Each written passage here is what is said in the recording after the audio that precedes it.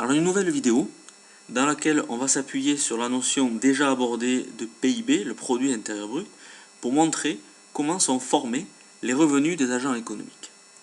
Alors l'objectif général de la vidéo il sera double, il sera d'une part de savoir expliquer comment se répartit le PIB entre les agents ayant contribué à le créer, et d'autre part de savoir expliquer la différence entre les répartitions primaires et secondaires des revenus. Donc pour atteindre cet objectif, toujours pareil, un certain nombre de notions indispensables, parmi lesquelles des notions au programme, valeur ajoutée, PIB, salaire, profit, revenu de transfert, revenu disponible. Alors le point de départ, c'est un constat. Le PIB, c'est-à-dire la valeur ajoutée de l'économie dans son ensemble, ne tombe pas du ciel. Il est créé par l'activité des agents économiques. Qui sont ces agents ? Alors, on va retrouver ces agents dans deux grandes catégories. D'une part, ceux qui apportent leur travail, d'autre part, ceux qui apportent leur capital. Dans la première catégorie, on va retrouver les salariés. Dans la deuxième catégorie, on va retrouver ce qu'on appelle communément les capitalistes. Donc on peut dire que le PIB va se répartir entre d'une part des salariés que l'entreprise récompense pour leur effort de travail. L'entreprise va verser un salaire pour récompenser les salariés d'avoir travaillé pour elle. Mais le PIB se répartit également entre des capitalistes que l'entreprise récompense pour avoir rendu le travail plus efficace grâce à leur effort financier. C'est l'effort financier des capitalistes qui permet aux travailleurs, aux salariés de pouvoir utiliser du matériel qui rend leur travail plus efficace, plus productif. Donc question, qui sont ces capitalistes ? Ce sont essentiellement trois catégories de personnes. D'une part, les chefs d'entreprise qui apportent du capital fixe, local de l'entreprise, les machines diverses et variées, qui peuvent apporter également du capital financier dont ils sont les propriétaires. Deuxième catégorie de capitalistes, les actionnaires, qu'on va retrouver plutôt dans les grosses entreprises, qui apportent du capital financier par achat d'actions. Dernière catégorie de capitalistes, les prêteurs, ce qu'on appelle aussi des créanciers, qui sont le plus souvent des banques, qui prêtent le capital financier nécessaire à l'acquisition de capital fixe par les chefs d'entreprise. Donc on peut dire que le PIB, globalement, la richesse créée dans sa globalité, va se répartir entre des revenus du travail, qu'on va appeler tout simplement des salaires, et des revenus du capital, qu'on va appeler profit. Donc le PIB est nécessairement égal à la somme de la totalité des salaires distribués dans l'économie et de la totalité des profits distribués dans l'économie. On remarquera que le profit, dans le langage comptable, s'appelle également excédent brut d'exploitation. On va retrouver dans le profit tous les revenus sous forme de bénéfices, de loyers ou d'intérêts. Donc on peut faire ici un premier bilan intermédiaire et constater que le PIB, qu'on peut définir approximativement comme le total des valeurs ajoutées dans l'économie, eh bien, va servir à rémunérer des salariés, donc sous forme de salaire. On va y retrouver également les traitements bruts des fonctionnaires, c'est-à-dire les revenus du travail, et les capitalistes, à qui on va verser leurs profits, c'est-à-dire les revenus du capital. Donc on voit que les profits sont égaux à la différence entre le PIB et les salaires. Les profits servent ensuite à rémunérer, récompenser une catégorie bien précise de capitalistes qui sont les prêteurs.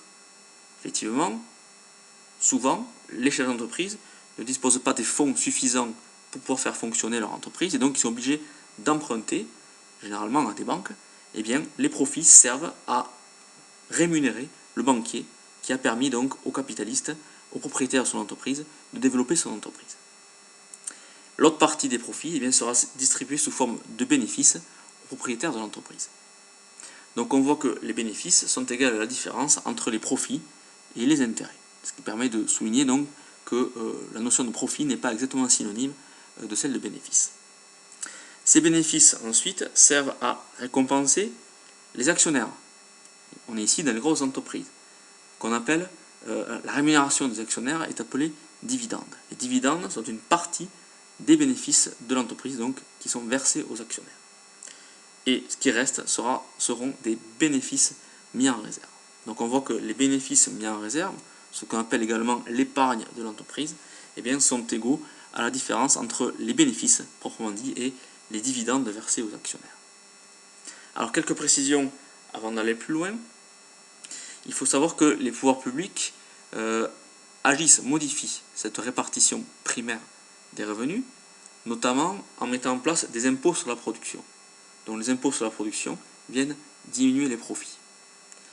Les pouvoirs publics mettent en place également un impôt sur les sociétés qui, lui, vient diminuer les bénéfices mis en réserve. On ajoutera également qu'il existe des amortissements qui diminuent les bénéfices.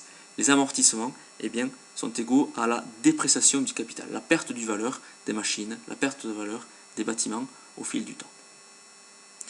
Dernière précision, on classe dans la catégorie des profits des revenus un peu particuliers qu'on appelle des revenus mixtes, qui sont les revenus des entrepreneurs individuels, des personnes qui travaillent pour leur propre compte, mais de manière seule.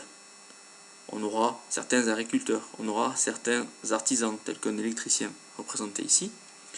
Et bien, leur revenu est qualifié de mixte, puisque ce sont des revenus qui sont à la fois des revenus du travail et du capital.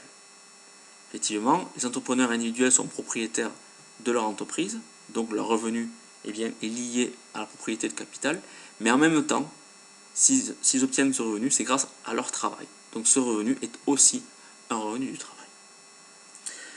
Donc concrètement, si on regarde comment se répartissent ces différents revenus dans l'ensemble de l'économie française, donc pour l'année 2015, on voit que l'essentiel du PIB est distribué sous forme de salaire. Pour l'année 2015, d'après les données de l'INSEE, 60% du PIB eh bien, est distribué sous forme de salaire. Des chiffres qui sont relativement proches de ceux qu'on retrouvait au début des années 90, ce qui permet de souligner que de nombreux économistes ont fait remarquer que sur longue période, eh bien, on observe une répartition stable entre les différentes formes de revenus. On a en gros très souvent une répartition de type 2/3 du PIB pour les salaires, 1/3 du PIB pour le capital. Alors une question se pose maintenant, quels sont les revenus de ceux qui ne peuvent pas directement créer de la valeur ajoutée? Donc effectivement, pour pouvoir avoir sa part de PIB, il faut gagner soit un salaire, ce qui suppose de travailler, soit gagner un profit, ce qui suppose d'être propriétaire d'un capital, entreprise, logement à louer, épargne accumulée. Or, certaines personnes ne peuvent pas travailler et ne sont pas propriétaires de capital. On peut penser notamment à certains retraités, certains handicapés lourds, certaines personnes malades ou hospitalisées, et bien sûr aux chômeurs. Donc la solution, elle réside dans ce qu'on appelle les revenus de transfert, des revenus de transfert en espèces, c'est-à-dire sous forme de monnaie, autrement appelés prestations sociales. Ces revenus de transfert en espèces sont versés par les pouvoirs publics, plus précisément par les administrations publiques, à partir des prélèvements obligatoires, impôts, cotisations sociales, prélevés sur les ménages et les entreprises. Donc des exemples de revenus de transfert en espèces, les pensions de retraite, la prise en charge des frais de santé, les allocations de chômage, le RSA, les allocations familiales, etc. Autant de revenus donc qui permettent de vivre à ceux qui ne contribuent pas directement à la fabrication de PIB. Donc si on fait un nouveau bilan, on voit que les ménages bénéficient à la fois de revenus du travail et de revenus du capital. Donc le total de ces revenus permet d'obtenir le revenu primaire des ménages, c'est-à-dire celui qui est directement issu du partage du PIB. Ce revenu primaire des ménages, il est ensuite modifié, diminué par le paiement d'impôts directs, notamment l'impôt sur le revenu et des cotisations sociales. Mais ce revenu primaire est aussi augmenté par le versement, on l'a dit, de revenus de transfert en espèces. Au final, on obtient le revenu disponible des ménages. Donc on peut dire que le revenu disponible des ménages est égal au revenu primaire, auquel on soustrait les impôts directs et les cotisations sociales, et auquel on rajoute les revenus de transfert en espèces. Remarquons que si le total des impôts directs et des cotisations sociales est supérieur au revenu de transfert en espèces, alors le revenu disponible est inférieur au revenu primaire, et inversement. Remarquons également que ce revenu disponible, il est qualifié ainsi pour montrer que c'est le revenu qui reste au ménage pour pouvoir consommer et épargner. Ce qui revient à dire donc que le revenu disponible des ménages est égal à leur consommation ajoutée à leur épargne. Donc, de la même façon que on avait regardé comment se répartissaient de manière primaire les revenus, on a également une répartition secondaire des revenus suite à l'intervention des pouvoirs publics. Et on voit que pour l'année 2015, 47,3% du revenu disponible des ménages est constitué de salaires. Donc l'essentiel du revenu disponible des ménages est constitué de salaires. Et si on regarde depuis les années 60 comment a évolué la répartition secondaire de ces revenus, on voit que les revenus de transfert en espèces ont eu tendance à augmenter dans le revenu disponible des ménages. Donc ça s'explique notamment du fait du vieillissement de la population, qui voit donc augmenter la part des pensions de retraite, du fait de la progression du chômage également, qui voit augmenter les allocations de chômage, le RSA, etc. Donc en bilan, ce qu'il faut retenir au final, en priorité, c'est que salaire et profit sont des revenus primaires, versés aux ménages ayant directement participé à la création du PIB. On a remarqué que cette répartition était relativement stable à long terme, 2 tiers, 1 tiers. Donc on dira que le gâteau, si on assimile le PIB à un gros gâteau, est partagé entre ceux qui l'ont produit. Deuxièmement, ces revenus primaires sont diminués, réduits par l'action des administrations publiques à travers le prélèvement d'impôts directs et de cotisations sociales. Mais, troisièmement, ils sont en même temps augmentés par l'action des administrations publiques à travers le versement de revenus de transfert en espèces. Quatrième point, les revenus primaires ainsi modifiés aboutissent aux revenus disponibles des ménages qu'ils pourront utiliser pour leur consommation et leur épargne. Dernier point, cette action a pour effet de donner un revenu à ceux ne participant pas directement à la création de PIB et plus généralement de réduire les inégalités de revenus. Les revenus de transfert en espèces voient leur part augmenter dans le revenu disponible des ménages sous l'effet donc du chômage et du vieillissement.